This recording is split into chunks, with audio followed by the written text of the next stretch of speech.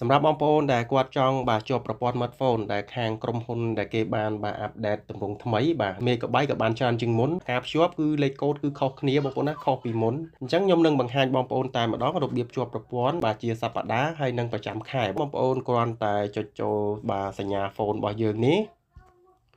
ការភ្ជាប់ប្រព័ន្ធ$1.50 ហ្នឹងយើងដូរបាន 20G MB ពីមុនយើងធ្លាប់បញ្ចូល$1.50 យើងបាន 15G MB ហ្នឹងហើយខាងក្រុមហ៊ុនបាទ smartphone គេបានផ្លាស់ប្ដូរថ្មីបន្ថែម 5G MB ឲ្យយើងបន្ថែមពីលើទៀតអញ្ចឹងយើងដូរបានបាទ$1.50 ហ្នឹង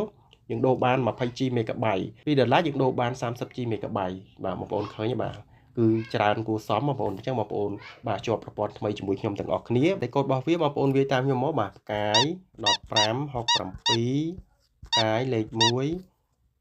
ទ្រង់ជ្រូកបន្ទាប់មកបងប្អូនចុចសញ្ញាបញ្ជូនមុននឹងបងប្អូនជាប់ប្រព័ន្ធបងប្អូនត្រូវបាទផ្ដាច់វាសិនបងប្អូនហ្នឹងហើយផ្ដាច់ប្រព័ន្ធ smartphone ជាមុនសិនបានយើងភ្ជាប់ប្រព័ន្ធថ្មីបានការផ្ដាច់ប្រព័ន្ធបងប្អូនហ្នឹងបងប្អូនចុចចូលតាមខ្ញុំមក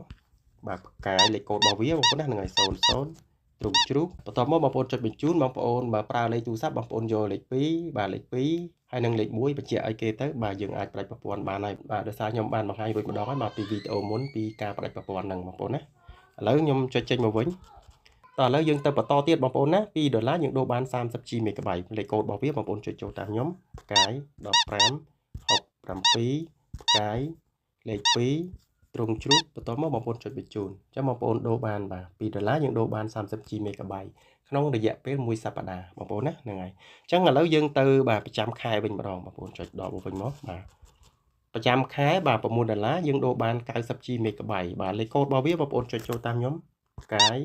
1567ផ្កាយលេខ6ទ្រង់ជ្រូកបន្ទាប់មកបងប្អូនចុចបញ្ជូនបងប្អូននឹងទទួលបាន$6យើងដូរបាន 90G MB ក្នុងរយៈពេល30ថ្ងៃតោះឥឡូវយើងទៅបាទ